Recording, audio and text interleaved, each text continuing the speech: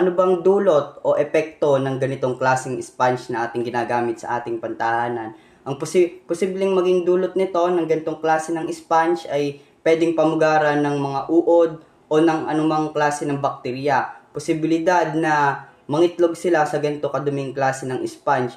So, ano bang mangyayari kapag pinugaran ito ng mga bakterya o initlogan nila ito? Ang posibilidad na mangyari kapag ito ay pinamugaran ng mga bakterya, posible itong matransfer sa ating mga ginagamit na kutsara, sandok o mga pinggan kapag ito'y ating ginamit sa panghugas ng ating mga kasangkapan. So, anong mangyayari kapag na-transfer yung mga bakteryang ito sa ating mga pangkaraniwang ginagamit sa ating tahanan? Posible po na magkaroon tayo ng masamang kalusugan at posible po na pagmulan ito ng sakit ng ating pamilya. Kaya naman guys, ano pang inaantay nyo? Yung ganitong klase ng sponge, itapon nyo na.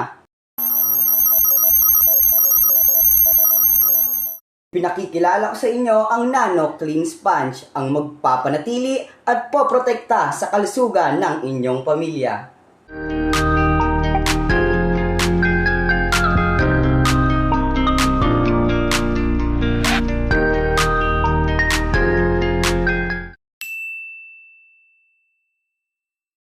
Ang nanotechnology ay isang espesyal na coating na pumipigil sa paglaki ng bakterya at nag-aalis ng mga particles ng pagkain at pinananatiling malinis at mukhang bago pa ang inyong mga sponge.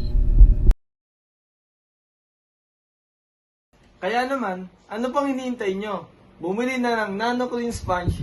Sa halagang 70 pesos mo, ay may dalawang klase ka ng matatanggap. Isang sponge at isang scar pad. Ligtas na, mapoprotektahan pa ang pamilya. I-upgrade ang kalinisan, mag-Nano Clean Sponge ka na. Mura na, sigurado pang ligtas kayo ng iyong pamilya. Sa Nano Clean Sponge, makakasiguro ka.